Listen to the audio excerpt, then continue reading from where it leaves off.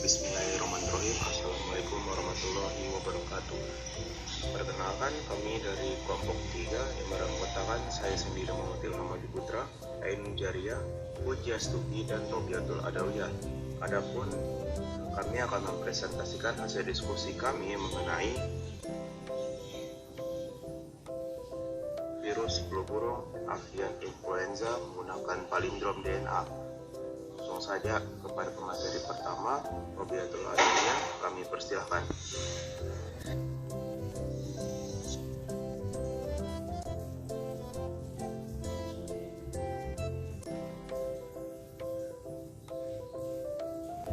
Palindrom merupakan segmen molekul DNA atau RNA yang jika dibaca dari kiri atau dari kanan, mulai dari satu titik, mempunyai urutan bahasa yang sama atau simetris.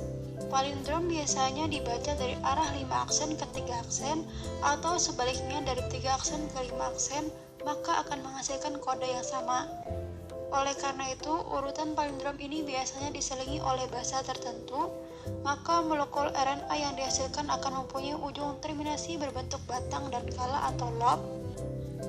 Urutan nukleotida palindromik mampu membentuk seperti jepit rambut.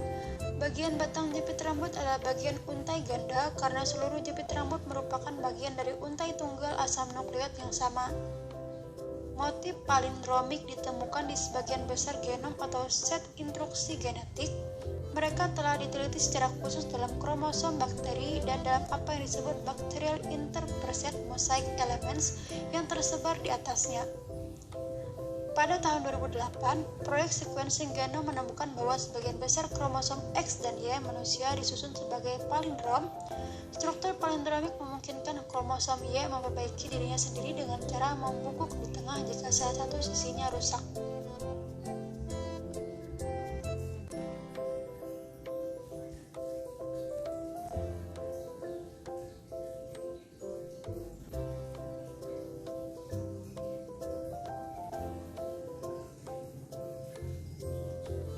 C9 atau CRISPR Associated Proteins 9 adalah endonuklease DNA yang dipandu RNA yang terkait dengan sistem kekebalan.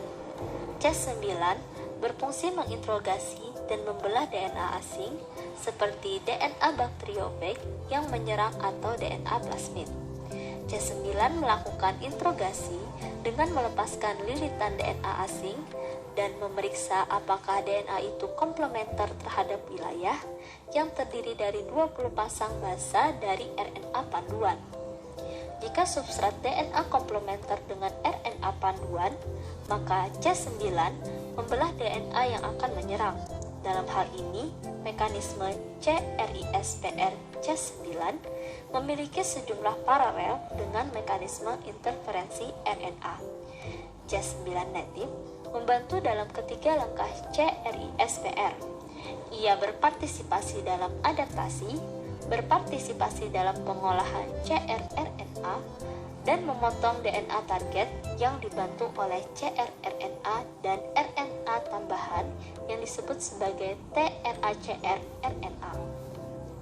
Adapun untuk komponen protein C9 tersusun atas 4, yakni terdiri dari 2 domain protein utama yang bernama REC dan RUVC. REC dan RUVC dihubungkan oleh daerah yang kaya akan asam amino arginin yang berwarna biru, sementara 2 komponen berikutnya yakni NHN dan PAM yang merupakan urutan DNA yang tersusun dari 2 sampai dengan 6 BP. Fungsi masing-masing komponen C9 yakni REC dan NHN berfungsi sebagai endonuklease atau pemotong DNA. RUVC berfungsi sebagai daerah sisi pengenalan. PAM berfungsi untuk menyisipi urutan DNA target dengan segera ketika C9 mengenali DNA asing yang dijadikan target. PAM juga sebagai pengunci dalam proses sistem CRISPR C9. Sistem CRISPR C9 adalah 2 komponen penting yang sinergis untuk menghancurkan materi genetik asing. Secara alami, pada saat bakteri terinfeksi materi genetik asing,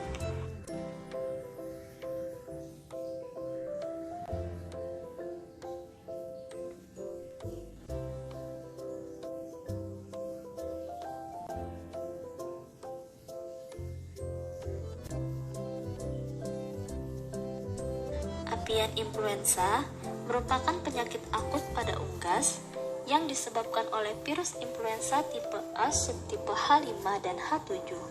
Penyakit ini bersifat zoonosis dan angka kematian sangat tinggi karena dapat mencapai 100%. Penyebab avian influenza merupakan virus ssRNA yang tergolong famili Orthomyxoviridae dengan diameter 80 sampai dengan 120 nanometer dan panjang 200 sampai dengan 300 nanometer.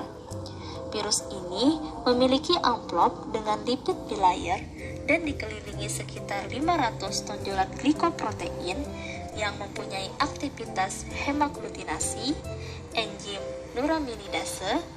Protein HA dan NA merupakan protein terpenting di dalam menimbulkan respon imun dan sebagai penentu subtipe virus avian influenza.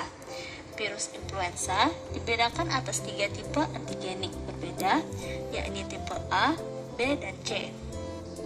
Tipe A ditemukan pada unggas, manusia, dan mamalia lain, sedangkan tipe B dan C hanya ditemukan pada manusia. Virus avian influenza tipe A tersusun atas 8 segmen gen yang memberikan 10 sandi protein, yaitu polimerase basic 2, polimerase basic 1, polimerase asidik, hemaglutinin, nukleoprotein, neuraminidase, matrik, dan non-struktural. Masing-masing segmen memberikan satu sandi protein, kecuali segmen M yang memberikan sandi protein M1 dan M2, serta segmen NS yang memberikan sandi protein NS1 dan NS2.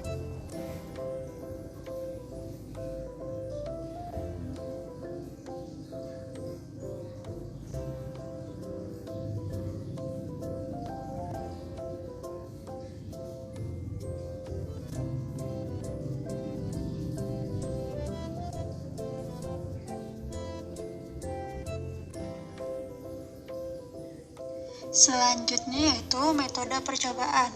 Alat dan bahan. Untuk alat yang digunakan pada percobaan ini yaitu laptop, website NCBI, website Expasi, dan website Swiss Model. Untuk bahan-bahannya yaitu berupa data DNA virus avian influenza dan data asam amino virus avian influenza.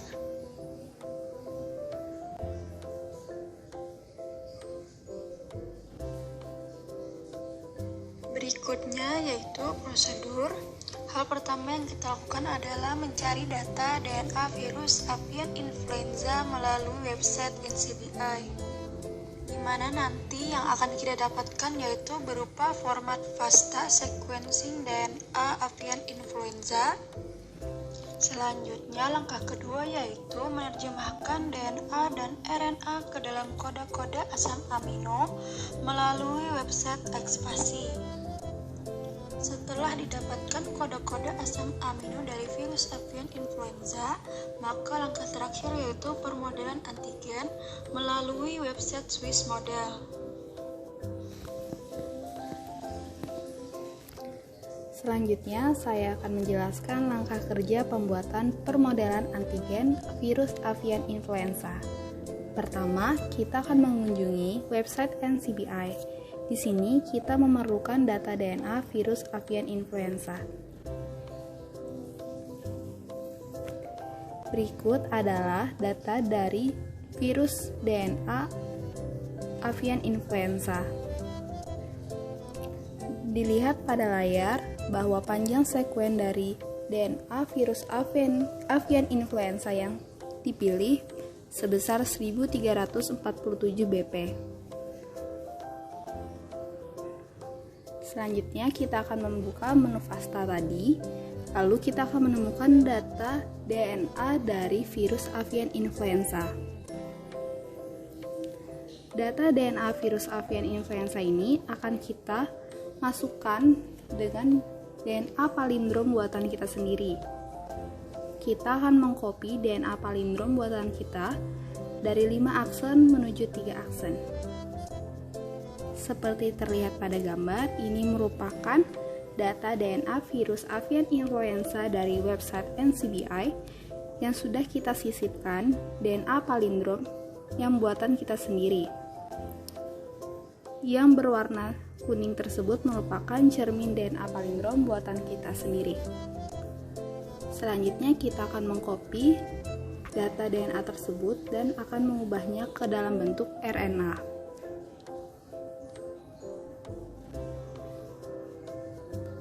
Dari data RNA yang didapat, akan kita terjemahkan menggunakan website ekspasi.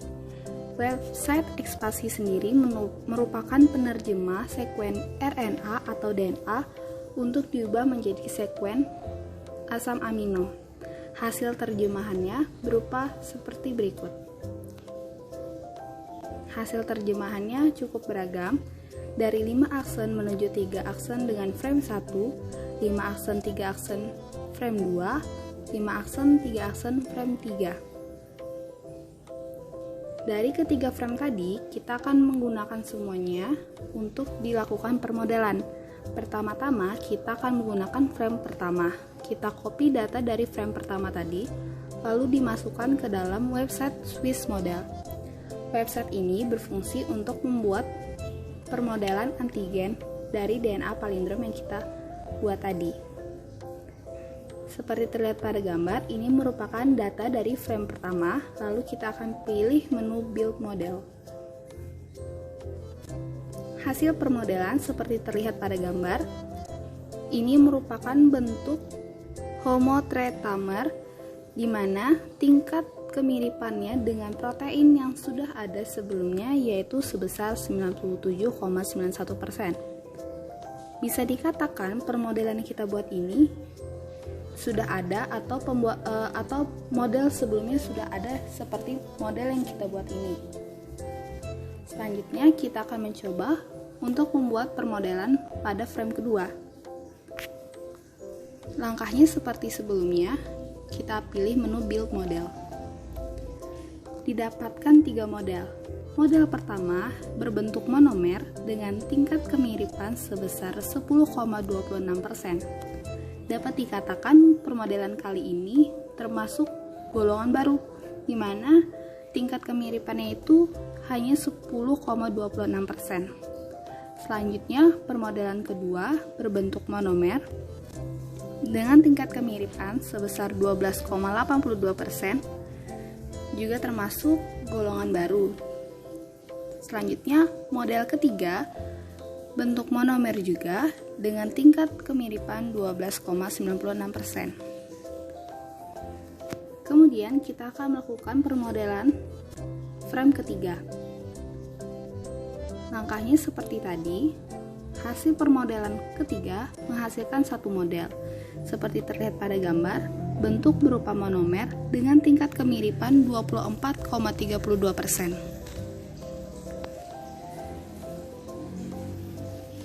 Jadi kesimpulan yang dapat kelompok kami ambil adalah palindrom merupakan segmen molekul DNA atau RNA yang jika dibaca dari kiri atau dari kanan, mulai dari suatu titik, mempunyai urutan basa yang sama atau simetris. Palindrom bisa dibaca dari arah 5 aksen ke 3 aksen atau sebaliknya, dari 3 aksen ke 5 aksen, maka akan menghasilkan kode yang sama. Yang kedua adalah palindrom DNA dapat digunakan untuk memodelkan antigen suatu penyakit. Dan yang terakhir, dalam percobaan ini ada 3 frame yang digunakan untuk memodelkan antigen, dengan masing-masing frame memiliki kemungkinan 1-3 model. Sekian dari kelompok kami ucapkan terima kasih.